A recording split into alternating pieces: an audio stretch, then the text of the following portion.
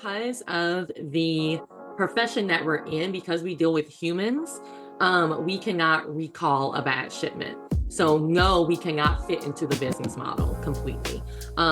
So I know that a lot of people are just like, well, if you take all the feelings out of education and just fit them into this business model, it's going to work. And first of all, we've seen that it does not work, and it cannot work because we can't recall. Welcome to season 2, episode 4 of your favorite teacher's favorite teacher podcast. Welcome back to your favorite teacher's favorite teacher podcast. And on today, we have a wonderful guest, a young lady that I met going to conference. I go to this conference every year given by one of the school districts, and I see her banner up with her picture all the time. And I was like, oh man, I need to get to know this person because she's there every year putting on these fantastic presentations. And so I went up and I met Dr. Alexander, and from then, like she's been like a mentor to me. And so I was like, I had to have her on this podcast. So without further ado, Dr. Alexander, I'd like you to talk to the audience about who you are, what you do, and how long you've been in education. Of course, and thank you for that wonderful introduction. Oh my gosh. Thank you so much, and thank you for having me on. I am Dr. Desiree Alexander. I am the founder CEO of Educator Alexander Consulting. I'm also the deputy director for a nonprofit in the state of Louisiana called the Associated Professional Educators of Louisiana. I'm also the executive director for the Transformative Educational Leadership Program, which is sponsored by the nonprofit and is to certify educational leaders in the state of Louisiana. So I wear many hats, but they all kind of fall under support of educators. So that is who I am. That's what I do. I've been in education for about since 2002, because I always like 22, 23 years. I've been in education. I started my career as a sixth grade, eighth grade English teacher, became a high school English teacher, middle school librarian, high school librarian, and then district level instructional technology supervisor. And then I left that to work for this nonprofit. So yeah, that is who I am, what I do, and how long I've been in education. Wow, that is very distinguished. And like you said, that is a lot of hats that you have. It's impressive to just hear all of that stuff that you do, and to be like on this 20 something year journey. And I know that today's podcast, we're going to get a lot of great information. So, with that, let's just jump into that journey that you have been on. So, we're going to go into the portion that I like to call the journey.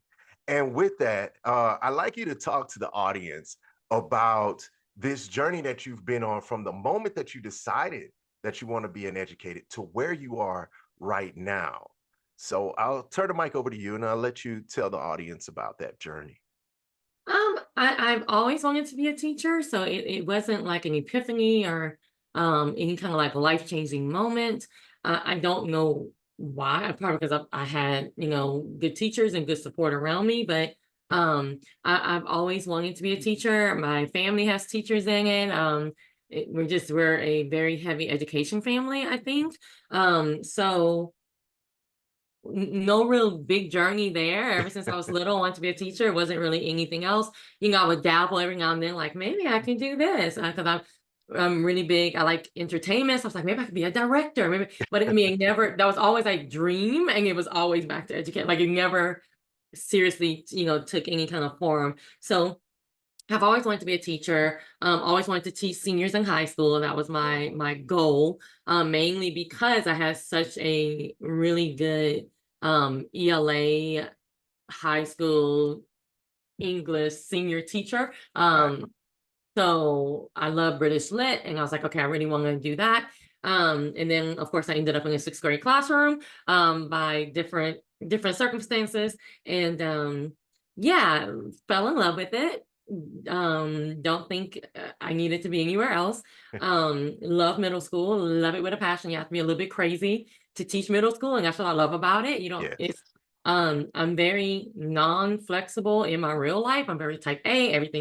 Has a place, everything has a time, everything. But you really can't be that way in a middle school. So it's like the direct opposite. And I loved it. I loved the chaos of it. And just loved it, loved it, loved it. So, did middle school in Louisiana and Texas, and became a librarian. So I got out of the classroom, became a librarian. I always equate that from being like the mom to being the auntie. So I was still in their life. So I wasn't like the direct person. So that was kind of heartbreaking because I'm like, no way. But then I fell in love with that role, like 100% fell in love with that role because I could do so much. I could reach them in different ways. And of course, you didn't have some of the other stuff that you have when you're a classroom teacher. So absolutely loved it. I had to switch my brain to it. It showed me a lot of what elective teachers go through because I was kind of put under the elective hat and I Mhm. was ELA, ELA math, like your core, like you're number Yes. one, number two core, you know. So I was like, oh wow, okay, I see how elective teachers are sometimes disrespected and treated and so I was like, okay, so again, I love seeing different viewpoints. Um I just love growing as a person and with empathy and seeing different viewpoints. So that was very interesting for me to see kind of that viewpoint. But fell into being a librarian, fell into high school, which I never wanted to touch after I became a middle school teacher, which is so weird. But fell into high school, absolutely loved it. It was like, okay, this is not like I didn't like I feared it really after I did middle school. But absolutely loved it, absolutely loved everything about it. Um, I moved back to Louisiana and went on this educational leadership journey. So I was like, okay, yeah, I would love to be a leader. I never in my life wanted to be a principal. I still hold to that. I don't know why. It's probably that high school thing all over again. I may do it and love it one day. I don't know. But never like nope. So I went the district level route and became an instructional technology supervisor. And it was okay. It wasn't being a teacher, it wasn't being a librarian. I don't think it's where my heart is. But it was okay. I also think where I was a teacher in different situations and I was a librarian in different situations, I was only a leader in one district. Mhm. So I feel like if I was a leader in different situations, I may have liked it better. And I'm being very political and diplomatic when I'm saying all of this. I get that. Because I could, we can have a real podcast, but we're gonna keep it professional. So that is what my journey is. And then I became, I left education, a district system, which was very scary. I was like, you don't like what, once you it's like if it's not a district, what is it? Right. So I was like, wait, what am I doing? What am I doing? So left it and oh my goodness, I fell into such a blessing. Mhm. So working in what I'm working with now, having my own company, working with the nonprofit I work with, it has been life altering and life changing in ways I cannot even describe. I absolutely love it. Doing professional development, being in service of teachers, I have Mhm. found my second passion. I think my first passion is, of course, being in service of students. But even in the middle of my first year teaching, I remember we had new teachers coming in. And I was like, well, they don't know what to do.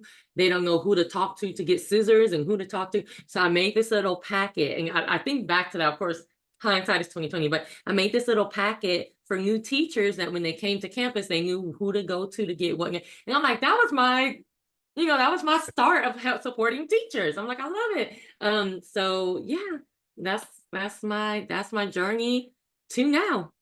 And that is an amazing journey. Now, for our audience, I have a few questions based on your journey. Mhm. So, you said that you got to begin in middle school as an English teacher, teaching sixth grade, and then you transitioned from that into being a librarian. Can you talk to the audience about some of the pros and cons of being in the classroom as a and I know in middle school, the RLA, ELA is a beast. And for us in Texas, we have 90-minute blocks doing Hmm. that. So, like, what are some of the pros and cons that you've seen from being in a ELA or RLA classroom versus being that librarian? I think like first and foremost, I think one of the pros and cons is like what I said with having like kind of the mom role versus the auntie role. Right. You don't, when you're the ELA teacher or one of the ELA teachers, you see a lot of students, you touch a lot of students. When you're in the library, that could be limited Mm, to like your library kids, right? It's limited to the kids that come to the library because they want to all the time. And then you don't know all the other kids, so it kind of that kind of switch. But then it kind of switched back because in the library you get to meet more kids in the right. whole school, right? So you get Right. to you get to know all the grade levels where you may not be able to do that, which like I was able to do that, especially when I taught sixth grade, because I knew the seventh graders and I knew the eighth graders because I taught sixth grade. Right. So I was kind of already used to that part, so that's why I didn't make that much of an impact, because I already knew the whole school, like after they came through me, like I knew them all, most of them at least. So that was kind of one of the things. I it's hard to answer that because it depends on what kind of library you're in. Okay. I call it a principal's librarian or a Mm, librarian's principal. So sometimes you get into a situation where you have a librarian's principal who understands the strength of the library and right. understands what it can be. And then you have those non-librarian principals who look at you as an extra person on campus. And I've been in both situations. So if you're in a situation where they look at you as an extra person on campus, of course that's a downfall, especially when you're coming from the ELA classroom where you were vital, right, to being that extra person on campus that you can cover classes or you Mm, can take these kids or you can go do this. And it's like, well, I actually have a job, but they don't understand. They think librarianship is just checking out books. mm, And that's not, it's a part of it, but it's not all it is. So if you do get into a blessed situation where you have a librarian's principal, then it is I'm going to say a plus because you can do so much and make so much of an impact. You can help your teachers. You can go to all, instead of you being just in your content, you can go to all the different content meetings, learn all the different curriculums, see how you can support all those different curriculums.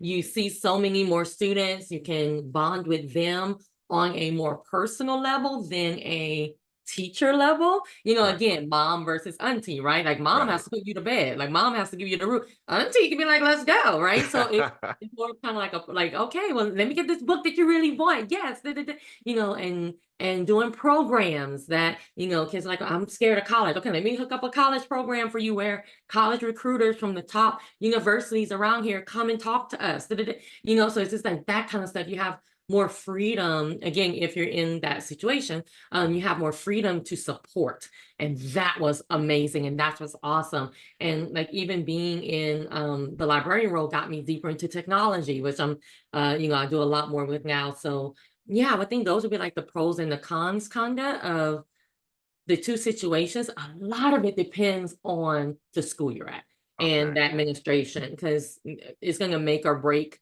well, of course, your job as a classroom teacher, but absolutely 100% even more your job as a librarian. Oh, that's fantastic advice. I do appreciate that. I'm sure that the audience would as well. The importance of your administration, because one of the things that I talk to people about is, hey, just because there's a job opening somewhere and you want to grab that job, you also have to make sure in that interview process that you find yourself a good fit for that Mhm. organization too, because your beliefs and your understandings of what education is may not match up to the administrative aspect of it. So, 100% agree. And you can, I mean, definitely, when you go to interviews and they're like, do you have any questions for us? Ask questions. You mhm, also ask them why the person left and just see how they respond to that. So, that I is a mean, they can great be question. like, oh, well, it just wasn't a good fit, or, oh, she got pregnant, she left, or they can be like, oh, baby, da, da, da, da, da. And if they start with that, if they start with the negativity and they start Yep. with you already know that's not the place for you. Like you just say, thank you so much, and you just head on out. So yeah, absolutely. It has Yes. to fit your culture. Because I tell people that, like, when I'm going interviews, I'm interviewing you too, because I Mhm. know I'm awesome. So I'm also interviewing you. I'm Yes, trying to you see are. if you handle Yes, me. you are. And once again, hey, audience, you heard it here. Make sure you ask them, hey, why did that last person leave? Fantastic question. One that I did not think about. That's great. Um, uh, you touched on something too that I wanted to ask you about. You said when you were a librarian, it introduced you to the technology side of it. You are guys, I'm telling you, she's very tech savvy. Been uh in her presentations, she is tech savvy, and this is coming from somebody who is tech savvy. So like, can you talk about that? Like the introduction of technology into your role as a librarian, and how did that shape who you've become as this tech savvy guru that you are? I don't know if I would say guru, but thank you. I do give credit to a certain district I worked in, and that's Duncanville ISD in Okay. Duncanville, Texas, right around Dallas. And I give them credit for really getting me into technology. Now, I think I've always been, Mhm. into technology. I remember when social media became a thing. I was teaching in sixth grade at that time, and there was a website called Bebo, and this, I don't know, I think MySpace was out, but I can't remember. But it's Bebo, and my students are on there literally giving off their whole life and all the information. And the sixth grade team set up all this stuff. We actually stopped classes that whole day and just talked about like social media safety. And this is before social. This is before Facebook. This is before people knew, Mhm. but we knew enough to know not to tell me that you're at this church at 7 o'clock. They were just putting it all out there, and they just didn't understand we weren't as tech savvy as we are now. Right. But so I was always kind of into tech. But when I went to Duncanville, they gave us a laptop. That's my first time like having a district give me a laptop. I was like, hee. But they gave you like a big old clunky laptop. And then you had to like earn points doing tech stuff to get the sleek laptop. And I was Mhm. like, okay. So I had the big clunky, which I was happy with anyway. But then they kind of forced you to do stuff. So I had to like create a PowerPoint and do these kinds of things. I had to do this and do that and create a website, do these kind of things on Oh, it. wow. And it forced you to kind of do it. And at first I was like, this is trivial. This is demeaning, whatever. I'm not going to do it. I'll just keep my clunky laptop. But then I got into it and I was like, okay, I really like, oh, I actually did learn from that. Like, you kind of, think too much of yourself sometimes. And then I was like, oh, I'm actually learning from doing these things. Give me more. And they're like, calm down. We don't have any more. But I was like, no, give me more tasks. Like I was learning from it and I loved it. I was only there, I think 1 year, so I never learned this. I Wow. never earned the sleep laptop. That's because I became a librarian. So, but that kind of got me into it. And then when you're in the library, again, depending on what school you're in and what if you even have a budget or what budget, and I've worked in all the different types. But when you do have a budget, you have to do research on, what's the best equipment to get. Mhm. What are the right ways to decide that, and things to consider. And then you go into the software and you're like, well, what software to get, what apps do we need? And that really, especially when I went to a high school that had a really nice budget, it really got me into it. And that's what introduced me to the vendor world, because I Oh, was like, oh, there's these people called vendors and mhm. they like to sell you stuff. And they'll buy you donuts and they'll try to take you to dinner. I'm like, oh, because my first time being a librarian, I really didn't have a budget at all. And then when I went to this school, I was like, oh, okay, this is a whole new world for me. So, and then that got me even deeper into technology. Yeah, and then like I said, I became the instructional technology supervisor at a district, and of course, that got me even deeper into technology. So, yeah. Wow. That's it. Like I said, I knew this was going to be a great journey into education, and a lot of good nuggets that you gave us today. So now what we're going to do is we're going to move on to the next portion of the podcast, a part that I like to call the yin and the yang. So in this portion of the podcast, I like for you to talk to the audience about your worst day as an educator and your best day as an educator. Just a story, and to keep it positive, I like for the guests to start off with that worst day and end it on a positive note with their best day. So, if you could just share with the audience about your worst day as an educator and your best day. I have to say my worst day as an educator was in a very large school district in Texas. Hmm. And that school district had a RIF. So that's a reduction in force. And I hear people talking about RIFs all the time. And it's kind of, I'm not gonna say PTSD, but it's kind of very traumatic when I hear Yeah, RIFs. yeah. But I don't think people understand that there's almost like different levels to RIFs. So this riff was immediate. It was in the middle of the school year. I can't even tell you what day it was. It was just I don't know.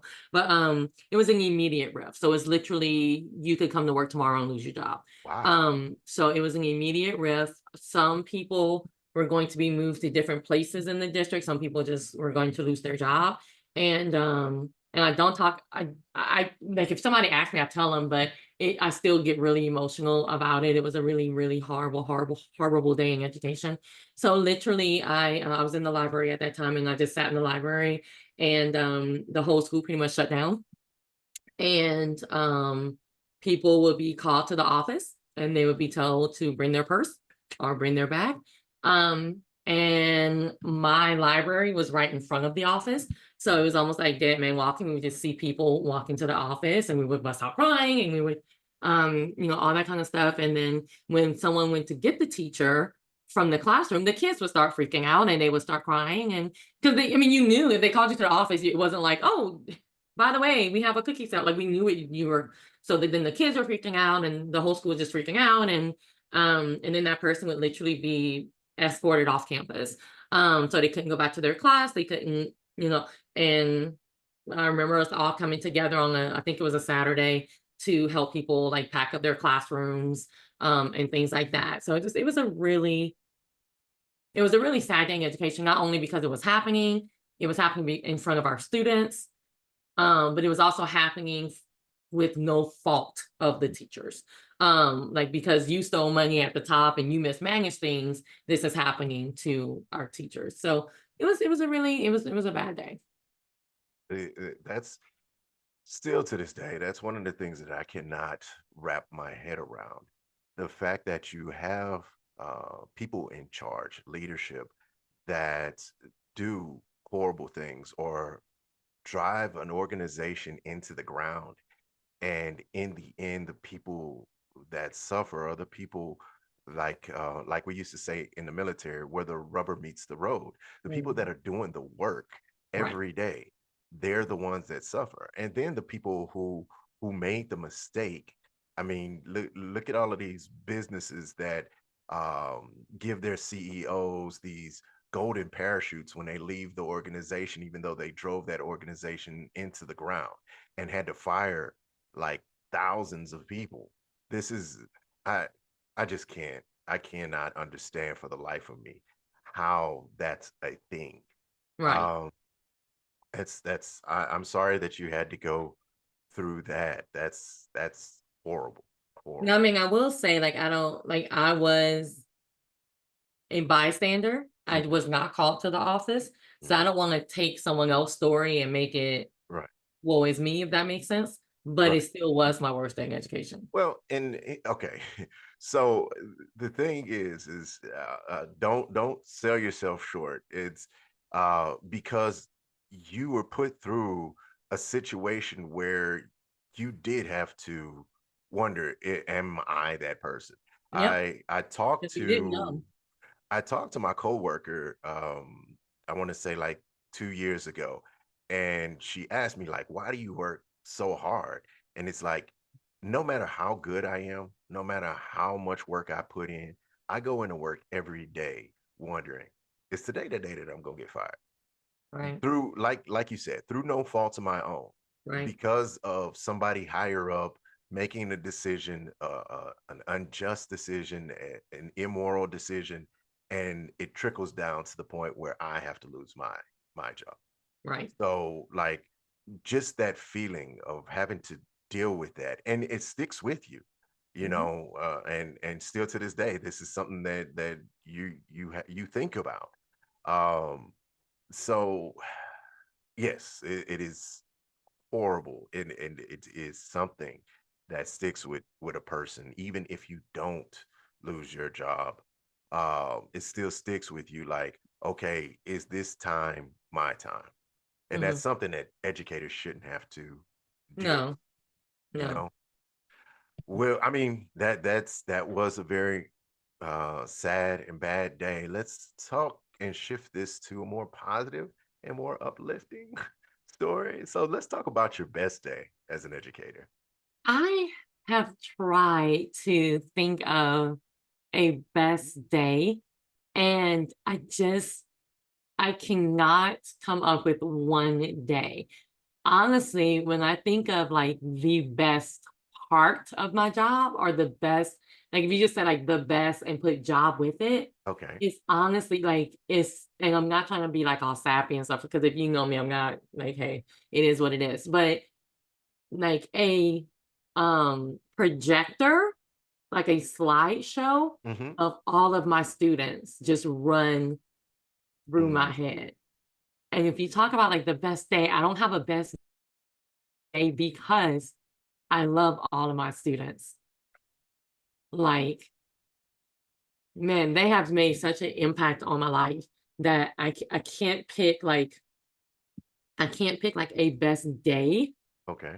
because they were the best part of being an educator. And I say were because I don't really deal directly with students that much Mm-hmm. anymore. Mm-hmm. Um, I mean, they honestly were. So I'm gonna change your question Go ahead. to the Go best ahead. part of my job, and that was getting to know them. Some of them are, and you're not gonna make me cry on this podcast, but some of them are adults with their own kids. Some of them are teachers. Some like I have some of them on my Facebook because I don't allow students on my Facebook unless they become an adult. Like Right. if you're Right. still in school, that's I don't care if I'm not at that district anymore. That's just a no. But I mean, just to see them grow and be awesome in all of their different fields, and it's just yeah, that's the best part of the job in general. It's just having a relationship with students and being able to see them grow and yeah. Yes. That is the uh, creme de la creme of being an educator. And as you pointed out, being able to see the individuals that they become.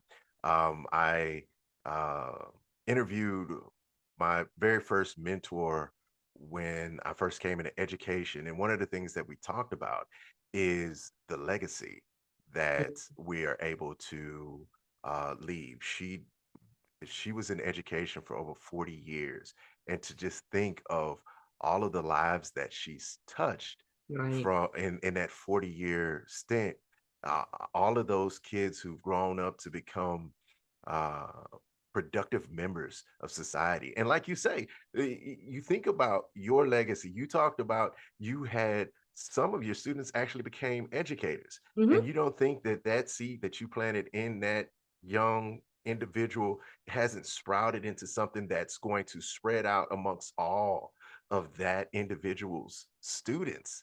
Man, Right.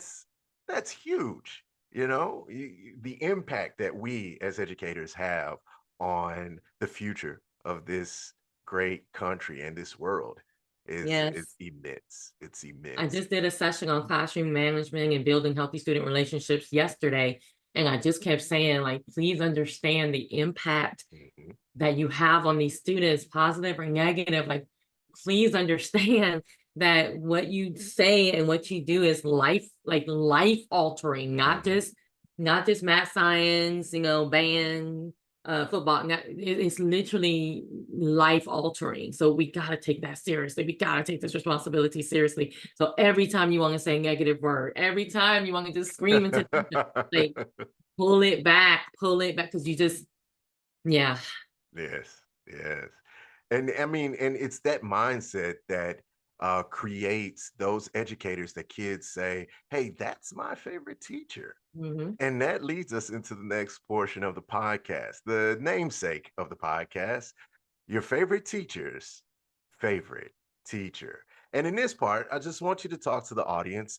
about uh, a person, an individual that has impacted you in your life to shape the person that you've become. So I'll turn the mic over to you and let you talk to the audience about that. I've had a lot of really awesome teachers, and I've had a lot of not awesome teachers. Mm, You know, sometimes you don't know until you look back. mhm. And then sometimes really when you get into education, you're like, oh, that person really sucked. Okay, good to know. Like, all right, now I know that why they were horrible.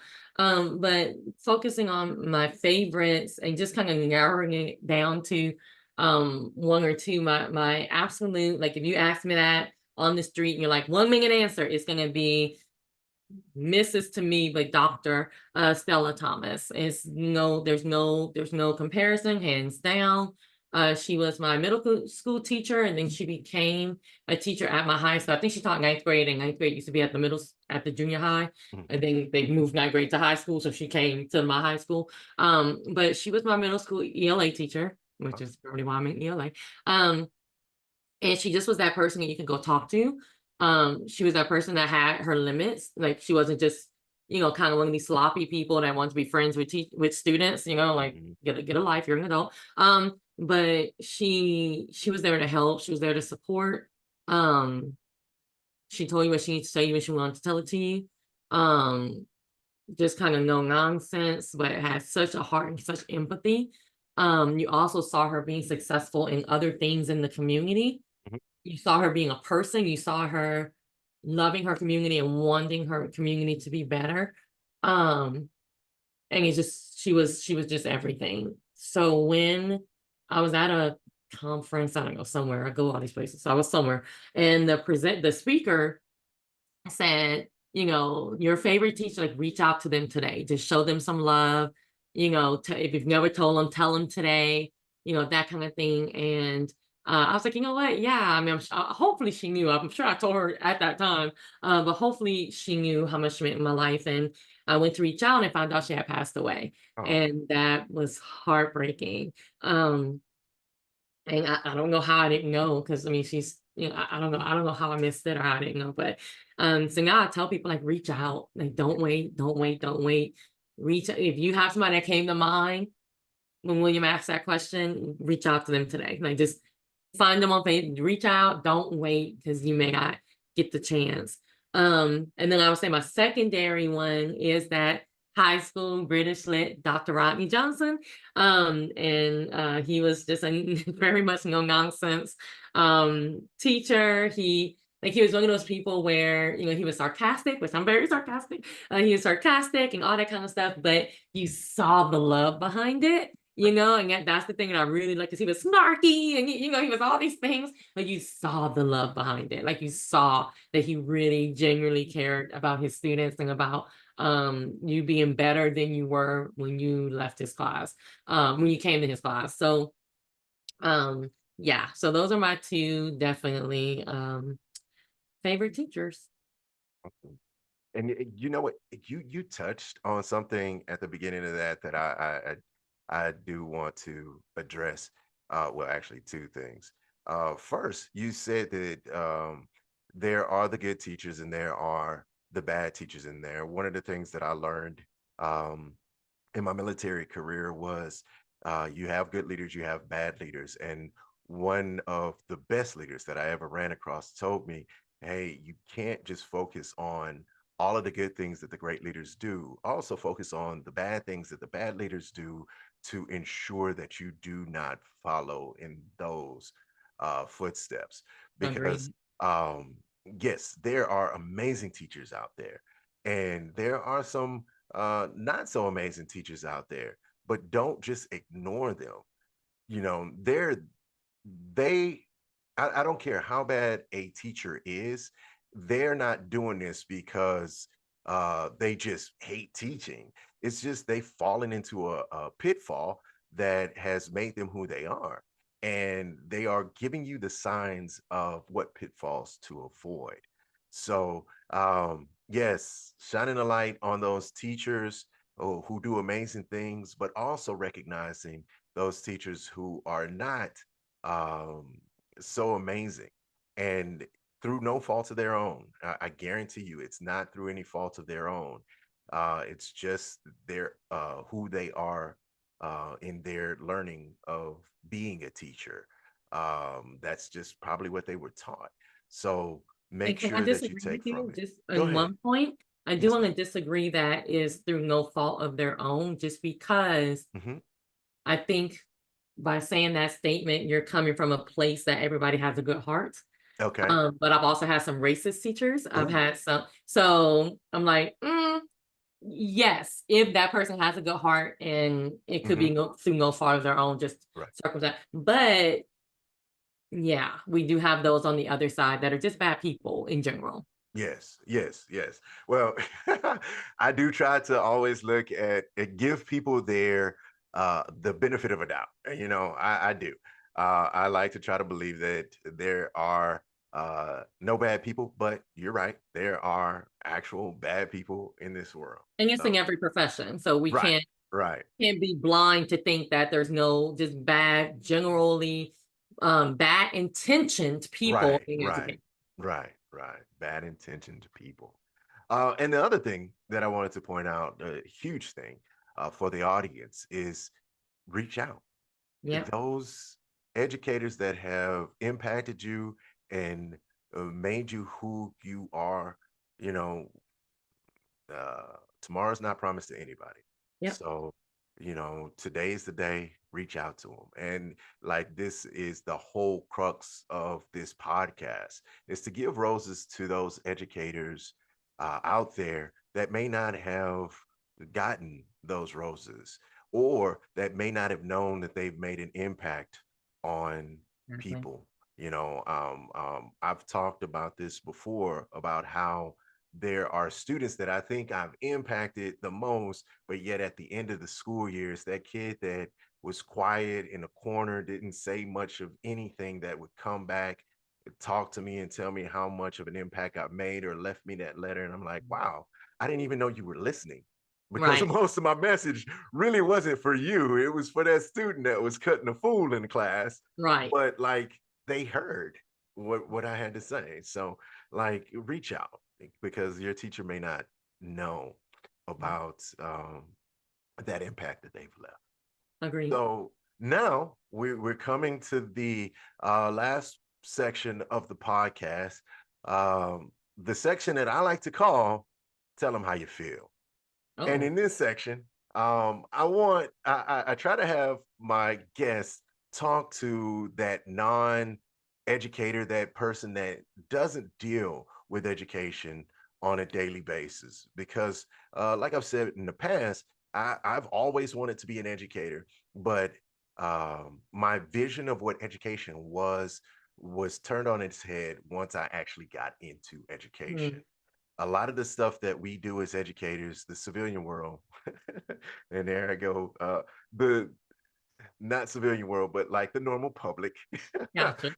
doesn't really know what it is that we go through on a day-to-day basis as educators. So I like to give you a platform as a guest to talk to those people and tell them about like how you feel, the things that you've gone through, and like just let them know, hey, this is what's going on with me as an educator.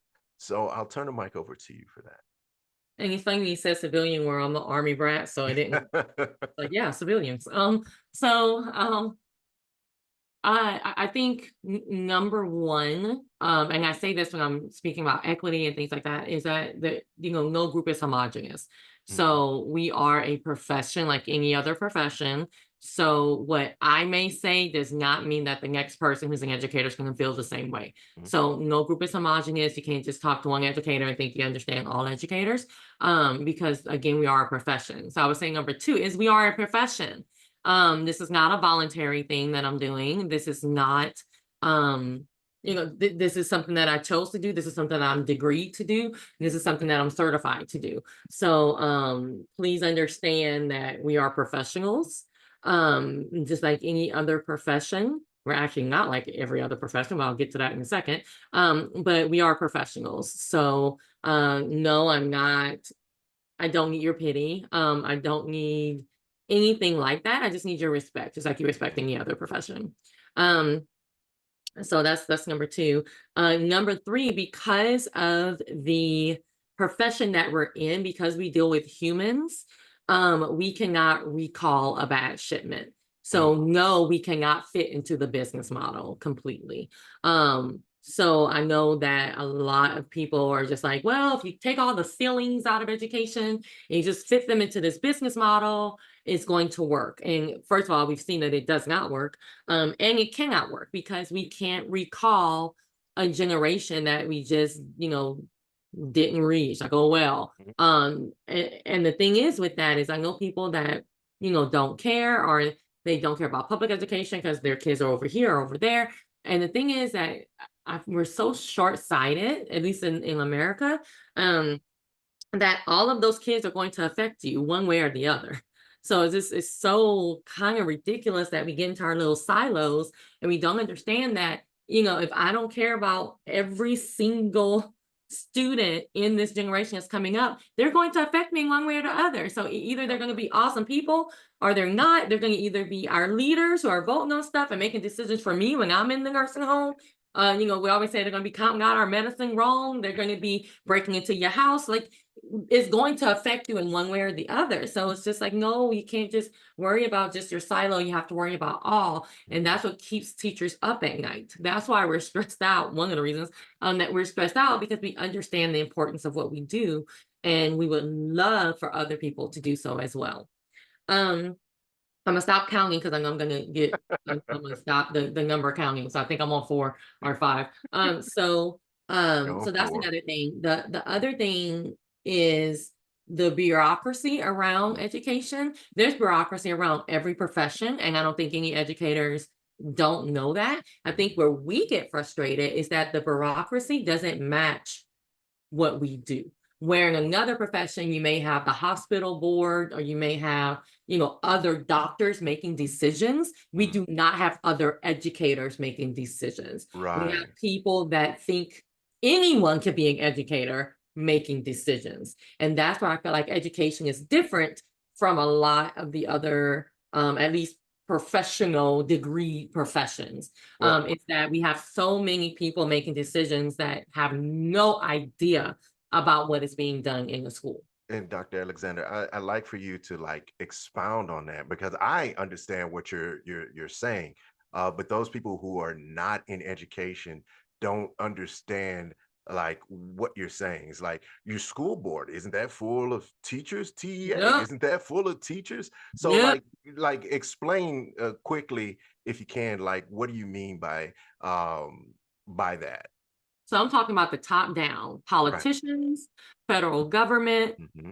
on down to state government, even people running your DOEs. Like, you need to start looking at who are these people, because a lot of people just assume that, oh, these are former educators, Hmm. and they're not. They're the person that runs the dry cleaner. There's the person that is at the rally for either side of the political. Like, it's all these people that have no clue of what educators do that are leading education, including your school boards. I think so many school boards are a joke because of that. They don't know anything about education, and it's just another political group getting together to decide people's fates. And the weird thing, the thing I don't quite understand is because, and this is another point, because we are the foundation of society, and I don't care. Like, I'm just gonna say we are the foundation of We society are. because we see everybody, we Hmm. see all, we see the general public. We have a hand in how society is going to play out.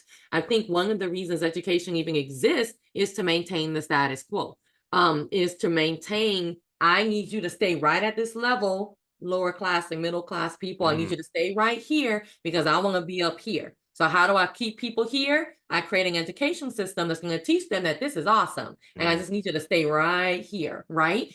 And then when you start doing stuff like equity, like SEL, like critical thinking, you get that backlash because we can't mm, have you move from here. We don't want you critically thinking because then you're going to ask, well, what's going on in this society? I need you to stay right here. mm, hmm. Okay. So how best to do that?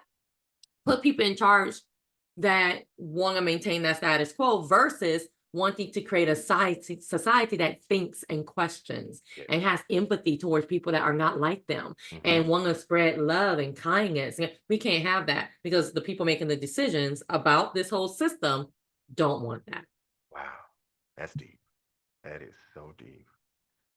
Ooh, I knew I knew that this podcast was gonna be great, but I did not know it was going to delve into and this Yeah, is a tell me how lot. you really feel. I think you said, Well, but and the not thing is, everybody agrees with me, and that's completely fine. well, But and that's the beauty of like you said, critical thinkers, right, because a critical thinker can sit there and listen to something that someone else has to say outside of their belief system, and then analyze what's being said to make a conscious decision. Oh, should I shift this way, or should I stay with my own mindset? agreed. And in today's society, we don't have enough of that. It's like, oh, I can put this thing on TikTok and everybody in the world will believe it. And And funny, why don't we have enough of it? the education system. It's I mean, well, this I is the mean, only system that every single person mhm, passes through. Not yeah, everybody passes through the hospital system. People are born at home, and not everybody passes through the legal system. hmm, Education, it is mandatory for you to go to school.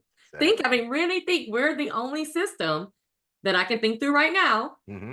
that every single person, whether you're homeless, whether you have a house, whether has to pass through. Yes, yeah, yeah. Yes, I love that you said that. That is fantastic. That you. I mean, and here's the thing. Um, a quick anecdotal story. Uh, uh, I was watching a TikTok, and I have a working age son, as that's what I'm gonna say, a working age son, and I was thinking about jobs that he could do. Scrolling through TikTok, I saw this one job where they were talking about the people who load your plane, and Mm. on the TikTok it said, uh, "Oh yeah, this is such a difficult job. They pay you $7,000 a month to do this." I was like, seven G's. Oh my.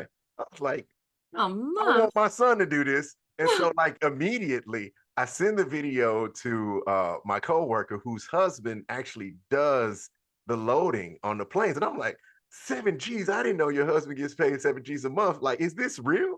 And she's like, no. If it was, I would not be working right now. Right. And that's the thing. It's like so many people take stuff for face value because I watched it on TikTok. It must be real. And Yeah. with the advent of AI too, like the Mhm. stuff that they can put out there, and then so many people are just going to believe it if they are not critical thinkers. Yep.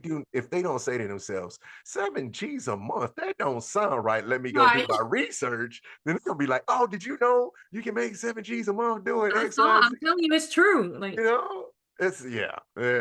And that's the importance of having those critical thinkers. agreed. Man, I love that you brought that up. That's fantastic.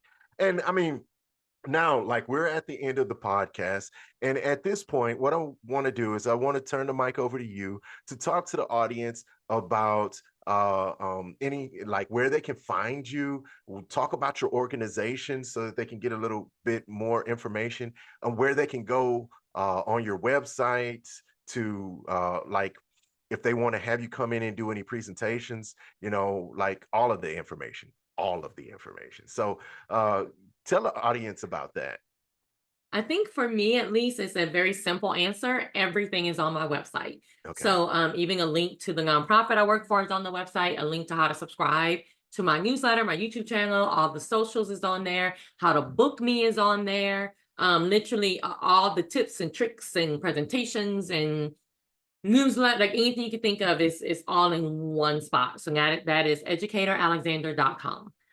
So you can get to educatoralexander.com and you can get to me. Phone number, email address, everything is in one spot. So educatoralexander.com. And for those educators out there on the website, there are a lot of tips and tricks, like short videos that you can watch as well as all the information that she just provided for you. And I'll make sure that I put the information in the description below as Yeah. well. So, with that being said, thank you so much, Dr. Alexander, for being on the podcast today. And that's all the time that we have. We're out. Peace. Bye. Thank you for taking the time to listen to this episode of Your Favorite Teacher's Favorite Teacher podcast. If you have a story you'd like to share, please contact me at wdstubblefield@wdsi.us. Again, that is wdstubblefield@wdsi.us. And you could be our next inspirational story of how educators impact our lives. I'm your host, Mr. Stubblefield, and I want you to remember, no profession is possible without your favorite teacher.